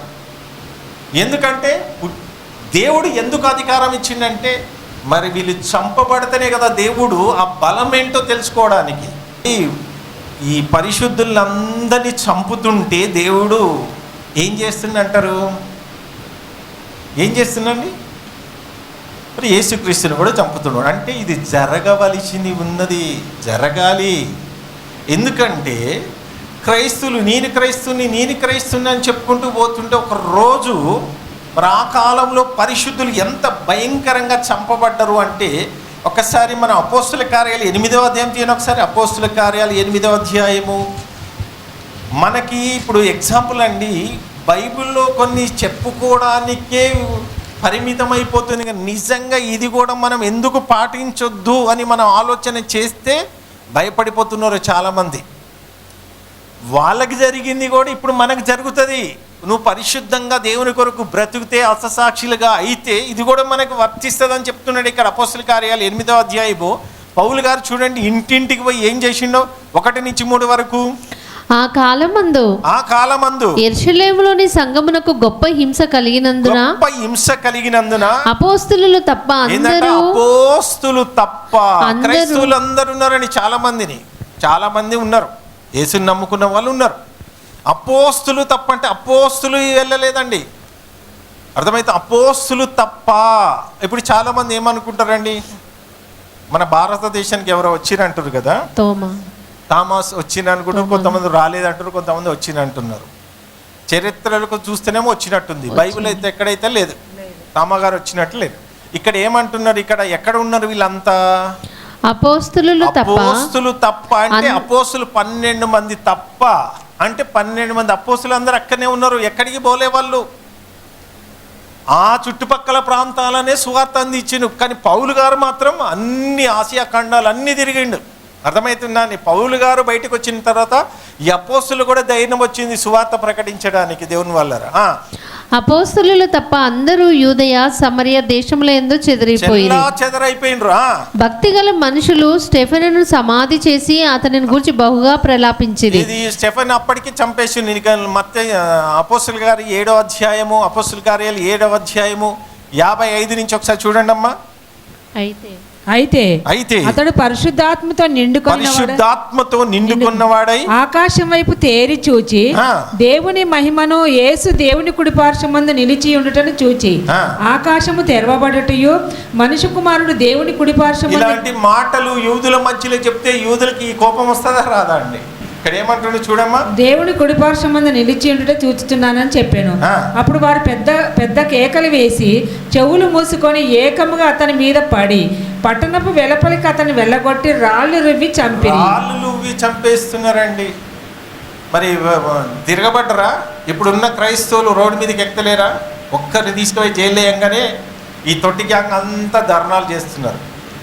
మరి ఆనాడు యేసుక్రీస్తు ఏం చెప్పిండు? చంపబడితే చావు అని చెప్తున్నాడు. ధర్నాలు చేస్తావా? మరి ఆనాడు పరిశుద్ధులు ధర్నాలు ఏమైనా చేసిర్రా? గొర్రెలాగా తగ్గించుకొని ఉన్నారండి. అర్థమవుతుందా? చూడండి ఒకసారి 13వ అధ్యాయం, ప్రకటన గ్రంథం 13వ అధ్యాయం 9-10 వచనాలు చూడండి. ఎవడైనను చెవిగలవాడైతే వినుగాక, ఎవడైనను చెరపట్టవలనని చెరపట్టబంటే చెరసాలలకు నువ్వు పోవాలి అనుకుంటే వాడు చెరలోనికి పోవాలి అంతే. ఎవడైనా ఖడ్గం చేత చంపిన ఎడల, ఖడ్గం అంటే యాకోబు ఎలా చంపబడ్డాడో ఆ ఖడ్గంతోనే చంపబడ్డాడు కదా. ఎక్కడ? యాకోబు 12 అపోస్తల కార్యాలు 12వ అధ్యాయం 2వ వచనం చూడండి. అపోస్తల కార్యాలు 12వ అధ్యాయం 2వ వచనము. యోహాను సహోదరుడైన యాకోబును ఖడ్గముతో చంపేసిరు. ఇక ఇప్పుడు ఇక్కడ ఏం చెప్తున్నాడు? ఇక్కడ ఎవడైనా ఖడ్గం చేత చంపిన ఎడల వాడు ఖడ్గం చేత చంపబడాలి. ఎందుకంటే పరిశుద్ధులు ఏం చేసిండు? దేవుడు ఏం చేసిండంట? పాఠం పేరు పరిశుద్ధులను జయించుటకు క్రూర మృగమునకు ఇచ్చిన అధికారం. పరిశుద్ధులను జయించుటకు క్రూర మృగానికి ఇచ్చిన అధికారం. మరి పరిశుద్ధులు జయించద్దంటే పరిశుద్ధులు చంపబడాలి అంటే మరి యేసుక్రీస్తు కదా పరిశుద్ధుడే కదా, దేవుడి కుమారుడే కదా, మరి ఆయన కూడా చంపబడ్డారు కదా. ఆయన నమ్ముకున్న వాళ్ళు అంతా పరిశుద్ధులే కదా, అవునా కాదా? మనం ఇప్పుడు ఎవరము? పరిశుద్ధులా కాదా? యేసుని నమ్ముకున్న వాళ్ళంతా పరిశుద్ధులు కాదా?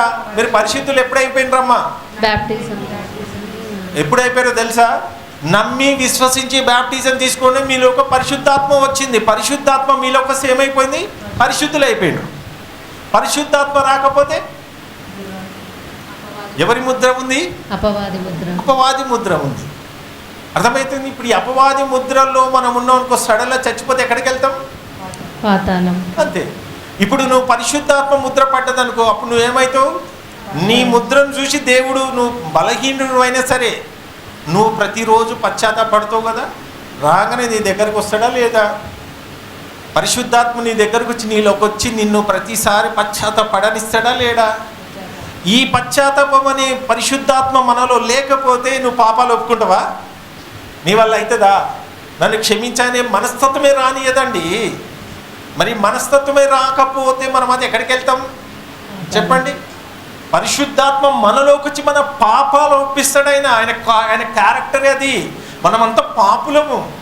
అపవాది ముద్రలో నుంచి దేవుని ముద్రలోకి తీసుకురావడానికి యోహాను సువార్త 16వ అధ్యాయం 7-8 వచనాలు చూడండి. యోహాను సువార్త 16వ అధ్యాయం 7-8 వచనాలు చూడండి. నిజంగా మనలోకి వచ్చిన పరిశుద్ధాత్ముడు ఎంత గొప్పవాడు చూడండి ఇక్కడ. అయితే నేను మీతో సత్యము చెప్పుచున్నాను, నేను వెళ్ళిపోవటం వలన మీకు ప్రయోజనకరము. నేను వెళ్ళని ఎడల యేసుక్రీస్తు నీ భూమి మీదకి వచ్చాను కదా, నేను చంపబడతా, తిరిగి మళ్ళీ తండ్రి దగ్గరికి వెళ్ళిపోవాలి. నేను వెళ్ళిపోయిన తర్వాత ఎవరు వస్తారట? పరిశుద్ధాత్ముడు వస్తాడట. ఎక్కడికి వస్తాడు? భూమి మీదకి వస్తాడు. భూమి మీదకి వచ్చి ఏం చేస్తాడు? అందరిలోకి వస్తాడా? నువ్వు స్వీకరిస్తే, నువ్వు ఆహ్వానం పలుకుతే నీలోకి వస్తాడు. నువ్వు ఆహ్వానం పలకకపోతే, నమ్మి విశ్వసించి బాప్టిజం తీసుకోకపోతే నీలోకి రాడు. అవకాశం ఒకప్పుడు పాత నిబంధన లేదు. కేవలం ఒక ప్రవక్తల వాళ్ళ మీదికే వచ్చేది. ఇప్పుడు అందరి మీదికి, ఇప్పుడు అజ్ఞాన కాలంలో చూసి ఉన్నట్టు ఉన్నాడు. ఇప్పుడు అందరి మీదికి పరిశుద్ధాత్మ రావాలి, పొందుకోవాలని చెప్తున్నాడు. అందరు జ్ఞానవంతులు కావాలంటున్నా. నేను వెళ్ళిపోవుట వలన మీకు ప్రయోజనకరము. నేను వెళ్ళని ఎడల ఆదరణకర్త మీ యొద్దకు రాడు. నేను వెళ్ళిన ఎడల ఆయనను మీ యొద్దకు పంపుదును. ఆయన వచ్చి పాపమును గూర్చి ఏంటంట? ఆయన వచ్చి ఎల్లకొస్తాడు, మనలోకి వస్తాడు. మనలోకి వచ్చి మనలోకి ఏం చేస్తాడట? పాపమును గూర్చి, పాపివి నాయనా, నీలో పాపం ఉంది నాయనా, ఒప్పుకో అనగానే నీలోకి వచ్చి ఒప్పిస్తాడు. నీలోకి వచ్చి ఒప్పిస్తుంటాడు. అప్పుడు నువ్వేం చేస్తుంటావు? అదే పరిశుద్ధాత్మ లేదనుకో, దుష్టాత్మ ఉందనుకో, పాపాలను కప్పు పెడతా ఉంటుండవు. తప్పు మీద తప్పు చేసుకుని గుట్టలు పెరిగిపోతుంది. ఇక క్రూరత్వం ఇక పని చేస్తుంటుంది. ఆ రాజుల మీద అదే కదండి. ఈ 10 మంది రాజులు ఎందుకండి? జాలి, దయ, కనికరం ఏమీ లేదు. మరి ఒకప్పుడు పౌలు గారి మీద ఎగ్జాంపుల్ తీసుకోండి. పౌలు గారి మీదకి ఏ ఆత్మ ఉండే?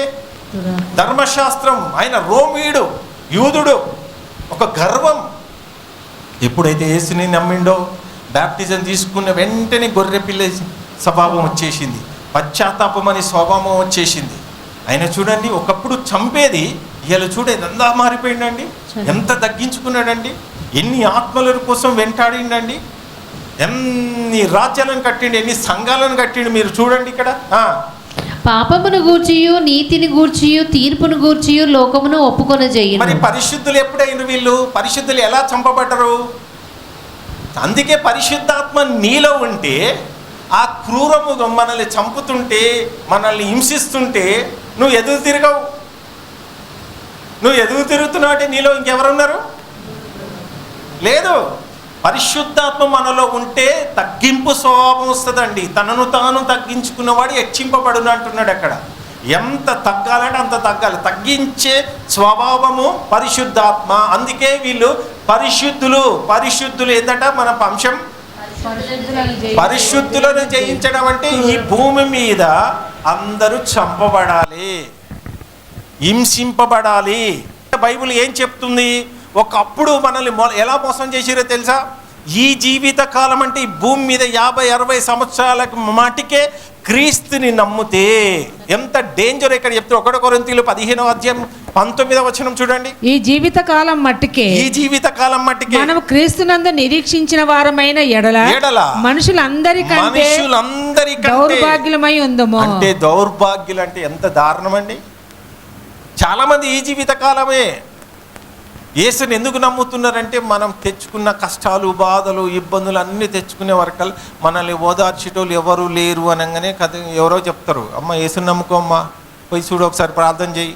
సడన్గా జరిగిందో ఇదో బాగుందిరా బాబు అనుకుంటారు. ఇక హాస్పిటల్ ఖర్చులు తగ్గుతున్నాయి, బిజినెస్ బాగుంది అనుకుంటున్నారు. ఇక దెయ్యం కూడా ఏం చేస్తుంది తెలుసా? వీళ్ళనందరినీ సుమారుగా 90% క్రైస్తులందరూ ఈ ముసుగులో పెట్టేసిందండి. ముసుకేసేసింది ఇది. మొత్తం ప్రపంచం మొత్తం ఇదే ముసుగులో ఉన్నారు. నిజమైన క్రైస్తవులను వాళ్ళని ఒక్కొక్కరు బయట పడాలి. అసలు నిజంగా ఆనాడు మన పూర్వీకులు, అపోస్తులు, ఆది క్రైస్తవులు పడిన కష్టం ఏంటి అనేది ఆ కాలంలో జరిగింది. ఇప్పుడు ఈ కాలంలో జరుగుతున్న ఈ టైంలో ఈ మహాజ్ఞానం విడుదలవుతుంది. ఎందుకంటే యేసు రాకడికి సమీపించింది, జరగబోతుంది, రాబోతున్నాడు. ఇంకా కొంత అవకాశం మనకి ఈ కృపాకాలంలో అవకాశం ఇచ్చిండండి. యేసుక్రీస్తు అంత్యకాలంలో వచ్చేసిండు, ఆ కాలంలో అయిపోయింది. ఇప్పుడు మనకి ఈ జ్ఞానం మనకి విడుదల చేస్తున్నాడు దేవుడు. ఎంత గొప్ప వరం అండి, ఎంత గొప్ప రక్షణ. మనం ఎందుకు నిర్లక్ష్యం చేస్తున్నాం? అందుకే ఒక మంచి మాట అపోస్తుల కార్యాలు 14వ అధ్యాయం 22వ వచనం చూడండి. అపోస్తుల కార్యాలు 14వ అధ్యాయం 22వ వచనము, శిష్యుల మనసులను దృఢపరచి మీరంతా శిష్యులైతే యేసుక్రీస్తు శిష్యులైతే ఏం చెప్పాలి ఇక్కడ? విశ్వాసమందు నిలకడగా ఉండవలెననియు, పరలోకానికి ఎక్కిపోయే విశ్వాసమందు నిలకడగా ఉండవలెనని అనేక శ్రమలు అనుభవించి, అనేక ఆశీర్వాదాలు అన్నాడా ఇక్కడ? శ్రమలు అనుభవించి, అనేక శ్రమలు వస్తున్నాయా? ఎలాంటి శ్రమలు వస్తున్నాయి? యేసుని నమ్ముకుంటే ఆ యేసు కోసము పరిశుద్ధంగా పవిత్రంగా నువ్వు ఉండడానికి పోరాటం చేయి, నీకు శ్రమలు స్టార్ట్ అవుతాయి. అర్థమవుతుందా? సువార్త చెప్పుతుంటే చాలా ప్రాబ్లమ్స్ వస్తుంటాయండి. ఇవన్నీ ఏ శ్రమలు? ఇవి శ్రమలు ఇవన్నీ ఎంత కష్టం కదా. మరి ఈ కాలంలో ఈ భయంకరమైన మృగ సంఖ్యగా మారింది. ఇప్పుడు మనం ఎక్కడున్నాం తెలుసా? సాతాను సింహాసనం ఉన్న స్థలములో మనం అందరం భారతదేశంలో మంచిగా ఇండ్లు కట్టుకొని కాపురం ఉంటున్నాం. ఎక్కడున్నామాట? మనం ఏమనుకున్నావు? దేవుడు పరిపాలిస్తున్నాడు అనుకుంటున్నాడు. దేవుడు ఎవరిని పరిపాలిస్తున్నాడో తెలుసా? మీకు చెప్తా. ఫస్ట్ ఇది చదవమ్మా. సాతాను ప్రకటన గ్రంథం 2వ అధ్యాయం 13వ వచనం, సాతాను సింహాసనం ఉన్న స్థలములో నీవు కాపురం ఉన్నావని నేను ఎరుగుదును, మరియు సాతాను కాపురమున్న స్థలములలో నా యందు విశ్వాసి అయి ఉండి నన్ను గూర్చి సాక్షి అయిన అంతీప అనువాడు మీ మధ్యన చంపబడి. దేవుని కొరకు సాక్షిగా ఉండాలంటే ఇప్పుడు మనం ఇక్కడ ఉన్నాం. ఎన్నోసార్లు మీకు చెప్తున్న దేవుని వాళ్ళరా, పాకిస్తాన్కి పోయి ఇండియా జిందాబాద్ అంటే దండేసి దండం పెడతాడా నీకు? ఇండియావానికి ఏం పెడతారమ్మా? ఏం చేస్తారు? దండేస్తారా? పాకిస్తాన్కి పోయి ఇండియా జిందాబాద్ అను ఊకుంటాడా? భారతదేశంలో అపవాది కట్టుకున్న సామ్రాజ్యంలో నీరు పరలోకం పోతాన్న నొక్కను వదిలేయి నీకు దండం పెడతా కాలు మొక్తా అన్నవాడు వదలడు, ఒక్కను కూడా వదలడు, ఒక్క పురుగును కూడా వదలడు. ఎందుకంటే భూమి మీద దానికి దక్కన పరలోకం, భూమి మీద క్రైస్తవులు అనే వానికి దక్కొద్దు. అందుకే మనకి శ్రమలు, ఒట్టిగా శ్రమలు కాదు. నేను ఈ భూమిని వదిలేసి పరలోకానికి పోతా అంటే అనుకున్న వాళ్ళు, పరలోకం వెతికిన వాళ్ళందరికీ భూమి మీద శ్రమలు. ఎంతకాలం? కొంతకాలమే. 10 దినములు అంటున్నాడు. తర్వాత శాశ్వతమైన లోకం. అది ఎట్లుంటుంది? అది ఆకలియే లోకం కాదు. అది ఇక్కడనా నువ్వు కోట్లున్నా తినలేవు, చావలేవు. అర్థమవుతుందా అండి? తినలేవు చావాలంటే కోట్లు సంపాదించిన నీ సస్తా అంటవా? చావకూడదు. మరణానికి తప్పించుకోవడానికి ప్రయత్నం చేస్తుంటాం. ఈ చిన్న జీవితం మనకి ఇంకా ఎంతకాలం అమ్మా? యేసుక్రీస్తు భూమి మీదకి వచ్చి సృష్టికర్త అనే దేవుడు చెప్పిన మాటలు, ఆయనకి 1000 సంవత్సరాలు ఒక్క రోజుతో సమానం. 1000 సంవత్సరాలు తండ్రి అయిన దేవునికి ఒక్క రోజుతో సమానం. ఇప్పటికీ యేసుక్రీస్తు భూమి మీదకి వచ్చి 2 రోజులు సృష్టికర్త అయిన దేవుని లిస్టులో. అర్థమైందా? దేవుని లిస్టులో 2 రోజులు. మనకి 2020. ఎంత కష్టం ఉన్నది అంటే యేసుక్రీస్తు భూమి మీదకి వచ్చి సుమారుగా ఆ లెక్కల ప్రకారం ఆలోచిస్తే 45 నిమిషాలు మాత్రమే తండ్రి పని మీద ఉన్నాడు. అంటే 33.5 సంవత్సరాలు లెక్కలేస్తే. మరి ఇప్పుడు 50 సంవత్సరాలు నాకున్నాయి. ఒక 50 సంవత్సరాలు అంటే ఎంత? ఒక 50 నిమిషాలు అనుకో. దేవుని దృష్టిలో ఇప్పుడు నేను 50 నిమిషాలే భూమి మీదకి వచ్చి. మీరు యేసుక్రీస్తు భూమి మీదకి వస్తున్నారు అనగానే అన్ని రాజ్యాలన్నీ ఒకటైపోయినాయి. ప్లాన్ చెప్పినా కదా, అభిషక్తుడు భూమి మీదకి వస్తుంటే 1000 సంవత్సరాల కిందటనే రాజ్యాలన్నీ ఒకటైనాయని చెప్పాను కదా. నీకు ఎక్కడ? కీర్తన గ్రంథం 2వ అధ్యాయము 2వ వచనంలో ఏం చెప్పినమ్మా? నువ్వు ఆయనను నమ్ముకుంటావా? క్రైస్తవుని నమ్ముకుంటావా? నువ్వు పరలోకం పోతావా? అదేమనుకుంటుంది? క్రైస్తవులు అవుతున్నారు కానీ పరలోకం వెతుకుతలే కదా వీళ్ళు. నా బిడ్డలు యేసుని నమ్ముకున్నారు, మిమ్మల్ని కాదనేది, మీరు మంచోళ్ళు ఉన్నారు కదా. మొక్కలు ఇంట్లో కూడా డూప్లికేట్ ఉన్నారు అనుకోండి, నా బిడ్డలు అని ఉంటుంది. అలా క్రైస్తవులైన బ్రాండ్ ఉన్నా నా పిల్లలే. ఎందుకు? నా లక్షణాలు చూడు. ఇప్పుడు మన పిల్లలకి మన లక్షణాలు వస్తాయి. అపవాది లక్షణాలు ఎలా ఉంటాయమ్మా? బయటికి పోయినాక చూస్తారు. దాని లక్షణాలు ఎలా బయటకు వస్తాయి? అర్థమైందా? మరి యేసుక్రీస్తు లక్షణాలు ఎలా వచ్చింది? క్రూరత్వంగా కొడితే లక్షణాలు, తండ్రి లక్షణాలు వచ్చినాయా లేదా? ఏమంటున్నాడు ఆయన? సిలువలో వేలాడుతుంటే కూడా ఏమన్నాడు? తండ్రి. మరి అలాంటి లక్షణాలు క్రీస్తు సంఘంలో ఉన్నాయా? నన్ను అంటావు ఆ లక్షణాలు ఎవరి? మనకి నిజంగా పరిశుద్ధాత్మ మనలో ఉంటే ఆ తత్వం మారిపోతుంది, సిచ్యువేషనే మారిపోతుంది. నువ్వు దేవుని బిడ్డగా మారిపోతావు. నువ్వు బ్యాప్టిజం తీసుకునే వెంటనే దేవుడు నీకు ఒక దేవదూతను ప్రొటెక్ట్ చేస్తాడండి. బ్యాప్టిజం తీసుకోలేదనుకో, దెయ్యపు దూత నీకు ఉంటుంది ఇక దెయ్య పనులు చేయడానికి. అక్కడ దాకేందుకు మీకు అర్థం కావాలంటే, ఇప్పుడు భార్యాభర్తలు పెళ్లి కానంతసేపు వేరు ఉంటారు. పెళ్లి కాగానే నా భర్త ఎక్కడ పోయినా బతకనిస్తావా? అలాగనే దేవుడు కూడా బ్యాప్టిజం తీసుకునే వెంటనే నా బిడ్డ ఎటో పోయింది, ఎటు పోతున్నావు అని ప్రొటెక్ట్ చేస్తుంటాడు. దేవుని ముద్ర ఉంది కదా, మనం కాపాడుకోవాలి కదా. తన పిల్లల్ని కాపాడుకోకపోతే మరి అంత కష్టపడి మనల్ని రక్తం ఇచ్చి వంశం నుంచి ఎందుకు ఉంటున్నాడో యేసుక్రీస్తు? ప్రకటన గ్రంథం 5వ అధ్యాయం 9-10 వచనాలు. ప్రకటన గ్రంథం 5వ అధ్యాయం 9-10 వచనాలు. మీకు అర్థమైందా? ఈ 9-10 మంది రాజులు ఏంది అర్థమైంది? ఈ చరిత్ర అంతా ఇంకా వీళ్ళ గురించి ఎక్కువ లేదండి, బైబిల్లో ఎక్కువ లేదు చరిత్ర. ఒక నీరో చక్రవర్తి దాకానే ఉన్నది. లాస్ట్కి 11వ రాజు వస్తాడు కదా, తర్వాత క్రైస్తులుగా మారింది. ఇంక అంతే కదా, దాని గురించి చరిత్ర అంతా ఇంకా బైబిల్లో లేని మనం ఎక్కువ చెప్తే మరి అది వేరుగా అయిపోతుంది. అందుకే ఈ నీరో చక్రవర్తి దాకా బైబిల్లో ఉన్నాయి కాబట్టి మీకు వివరించడానికి ప్రయత్నం చేసిన. అర్థమవుతుందా దేవుని వాళ్ళరా? చదువమ్మా. ఆ పెద్దలు, నీవు ఆ గ్రంథమును తీసుకొని దాని ముద్రలు విప్పుటకు యోగ్యుడవు, నీవు వధింపబడిన వాడవై నీ రక్తం ఇచ్చి యేసుక్రీస్తు మనందరికీ రక్తం ఇచ్చి, ప్రతి వంశంలోనూ అందరు ఎన్నో కులాలు మతాల నుంచి అందరం వచ్చామా లేదా చెప్పండి? అన్ని కులాలలో నుంచి వచ్చాం. ఎవరైతే గ్రహించి క్రీస్తు సామ్రాజ్యంలో అడుగు పెట్టిన వెంటనే ఏమైపోతున్నామట, ఆయన రక్తం ఇచ్చి ప్రతి వంశంలోనూ ఆయా భాషలు మాట్లాడువారిలోనూ ప్రతి ప్రజలోనూ ప్రతి జనములోనూ దేవుని కొరకు మనుషులను కొని మా దేవునికి వారిని ఒక రాజ్యముగాను యాజకులను గాను చేసితివి. కనుక వారు భూలోకమందు ఏలుదురని కొత్త పాట పాడుదురు. ఎవరెవరు చేసిన రాజులైన యాజక సమూహం అయిపోయినరు. అంటే ఇప్పుడు రక్తం ఇచ్చి కొన్నాడు, మనందరిని రక్తం ఇచ్చి కొన్నాడు. ఇప్పుడు యేసు రక్తం మనలో పనిచేస్తుందా లేదా? చేస్తుంది. పరిశుద్ధాత్మ మనలో ఉన్నాడా లేదా? మరి అన్ని పరిశుద్ధాత్ముడు ఉన్నాడు, యేసు రక్తం మన మీద పనిచేస్తుంది కాబట్టి మనం దేవుని వెతకడానికి వచ్చినాం, దేవుని మాటలు వినడానికి వచ్చినాం, కూర్చొని గ్రహించడానికి ప్రయత్నం చేస్తున్నాం. ఒకవేళ ఇప్పుడు ఈ లక్షణాలు లేకపోతే ఏం తిరుగుతుంటారు, ఎక్కడ తిరుగుతుంటారు అందరూ? ఎందుకు? సినిమా టాకీసులు ఖాళీ లేవు, బార్ షాపులు ఖాళీ లేవు, ఫంక్షన్ హాలు ఖాళీ లేవు, రోడ్లు ఖాళీ లేవు, జైలు ఖాళీ లేవు, కోర్టులు ఖాళీ లేవు, పోలీస్ స్టేషన్లు ఖాళీ లేవు. ఇవే చుట్టూ తిరుగుతుంటారు. ఇక మనమేమో బైబిల్ పట్టుకొని దేవుని చుట్టూ తిరుగుతుంటాం. మనం ఎవరుంటే? మనలో పరిశుద్ధాత్ముడు ఉంటే. అందుకే పరిశుద్ధాత్ముడు చల్లారి పరిశుద్ధాత్మని దూరం చేసుకోకుండా ఉండే ఈ చివరి దిశలో నిజంగా ఎప్పటికప్పుడు కనిపెట్టుకొని ఉండాలి. ఎందుకు? పరిశుద్ధాత్మను మనలో ఉంటే ఏం చేస్తాడట? మనల్ని పరిశుద్ధంగా ఉంచుతాడట. పరిశుద్ధంగా ఉంచుతాడు.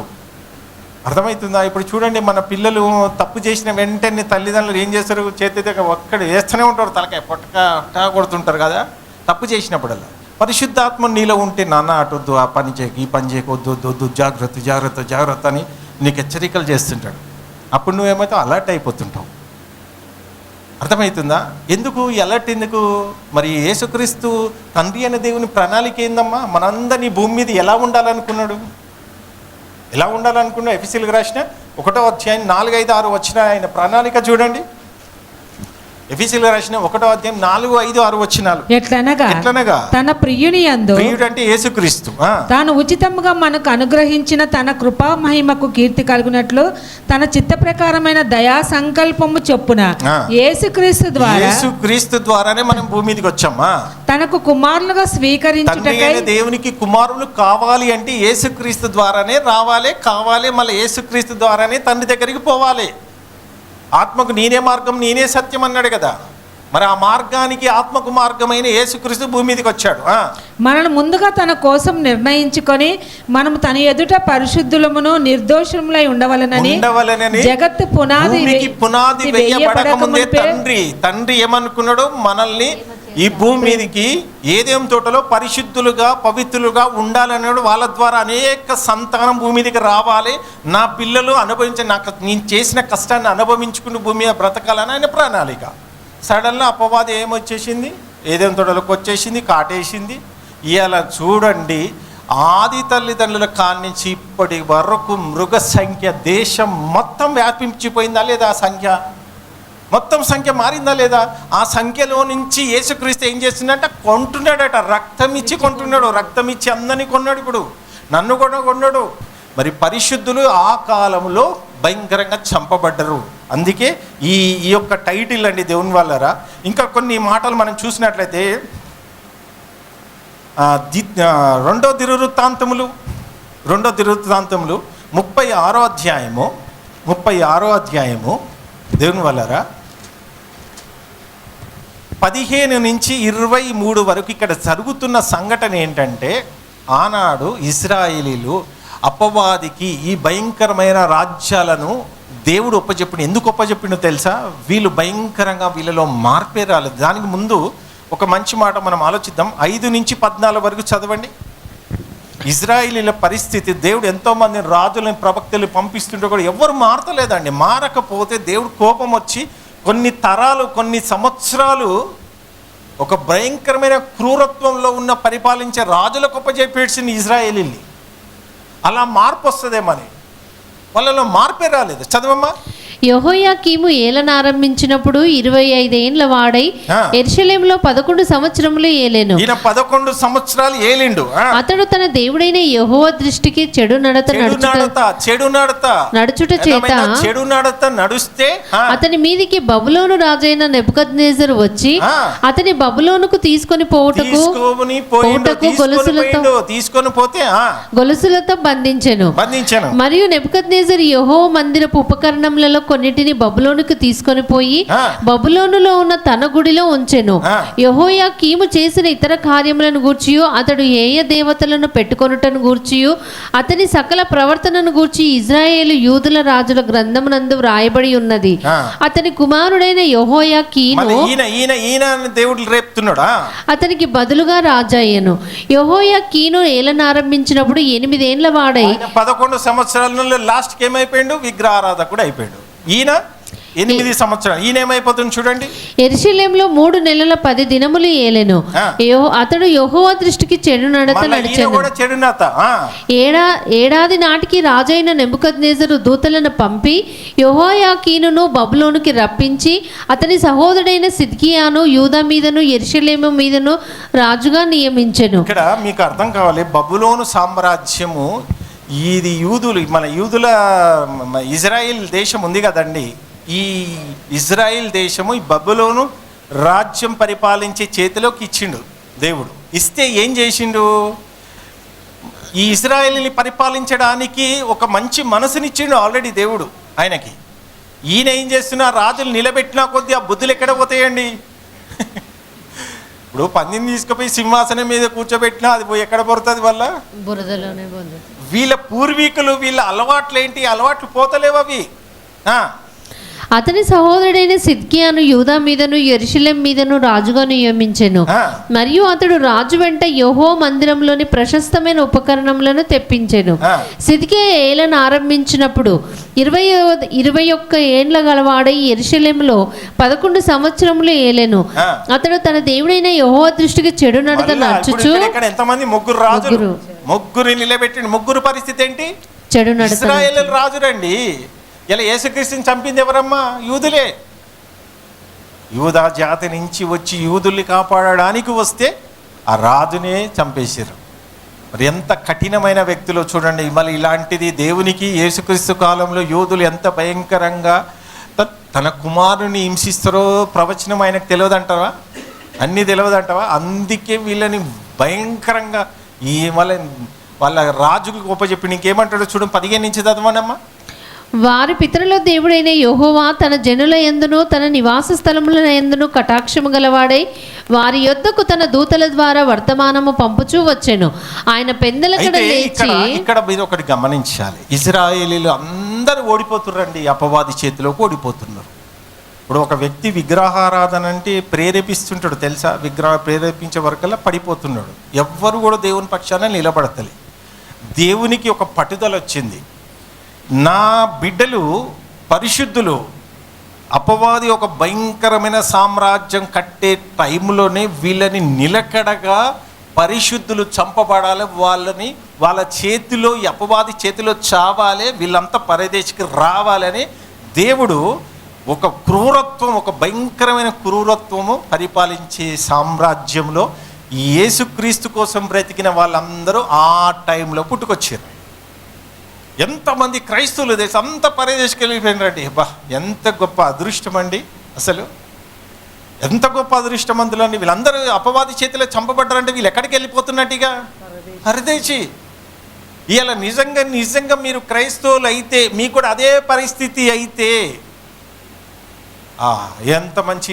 ఈ బాధలు, రోజు జాబు పోవడము, భార్యతో తిట్టించుకోవడము, పిల్లల్ని స్కూల్ తీసుకుపోవడము, ఏంది తలనొప్పి ఇదంతా. సడన్గా చచ్చిపోయిన ఒక పరదేశికి పోతావు, అబ్బా ఆనందమే వేరు.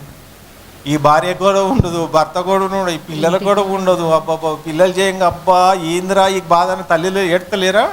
ఇవన్నీ పోతే మీకు నువ్వు ఒకవేళ భర్త దేవుని కొరకు బ్రతకలే, నువ్వు భార్య బ్రతికిందనుకో, భార్య వైపు పరదేశులు ఉంటే భర్త వైపు ఉంటారు, మళ్ళీ సంబంధం ఉండదు ఇక. అప్పుడు అయ్యో నా భార్య మాట వినకపోతేనే అని ఏడుస్తాం. ఏదైనా పిట్టకథలు కాదు, ఇది జరిగిన వాస్తవం, చరిత్ర. అందుకే భారతదేశంలో ఈ క్రైస్తవుల్ని లేకుండా చేయాలని ఆనాడు ప్రాబ్లమ్స్, ఈనాడు ప్రాబ్లమ్స్, ఏ కాలములైనా ప్రాబ్లమ్స్. అప్పుడు మనం ఏం చేయాలి? పరిశుద్ధంగా జీవించాలి. ఏం చేయాలండి?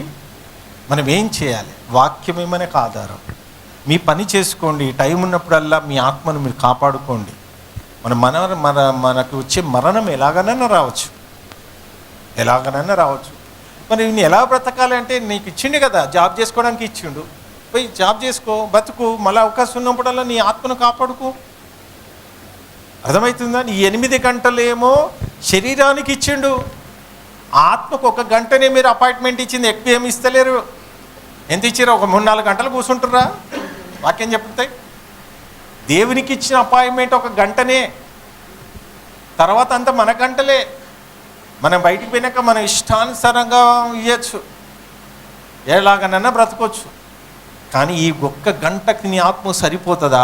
ఇక్కడ ట్రైనింగ్ అవుతుంది, అక్కడ ప్రాక్టికల్ చేయాలి. మరి ఆత్మ పరిశీలన చేసుకోండి దయచేసి. మరి ఇంకా చాలా ఉంది పాఠం కాబట్టి ఒక్కసారి మీరు ఆత్మ పరిశీలన చేసుకోండి. దేవుని వల్లరా నీ పాటేసి ముగించేస్తా. పరిశుద్ధమైన మా కన్న తండ్రి, మరి నిన్న ఈరోజు అనేక సంగతులు నాయన ఒక పాఠాన్ని నేర్పించిన విధానం బట్టి స్తోత్రాలు. ఈ పాఠం ద్వారా మీకోసం ఎలా బ్రతకాలి, ఏ విధంగా ఉండాలి, మా పూర్వీకులు ఏ విధంగా బ్రతికినరు, వాళ్ళని ఆదర్శంగా చేసుకొని మేము బ్రతుకుటకు మాకు సహాయం చేయండి. ఈ విన్న మాటలు, నిన్న ఈరోజు విన్న మాటలు అపవాది ఎత్తుకుపోకుండా ఆ వాక్యం హృదయంలో ఫలించి క్రియలు చేసి ధన్యులయ్యే శక్తిని బిడ్డలకు దయచేయండి. బిడ్డల్ని ఆత్మానుసారంగా బ్రతుకుటకు కృప చూపించండి. మరి నూతనంగా వచ్చిన ప్రతి బిడ్డను మీ పాదాలకు సమర్పిస్తున్న తండ్రి, జ్ఞాపకం చేసుకోమని మనాథుడైన యేసుక్రీస్తు ద్వారా అడిగి వేడుకొంచున్నాము తండ్రి. ఆమె తండ్రి యొక్క ప్రేమ, యేసుక్రీస్తు యొక్క కృప, పరిశుద్ధాత్మ సహవాసం ఇప్పుడు ఎల్లప్పుడూ తోడై ఉండునుగాక. ఆమె అందరికీ వందనాలండి.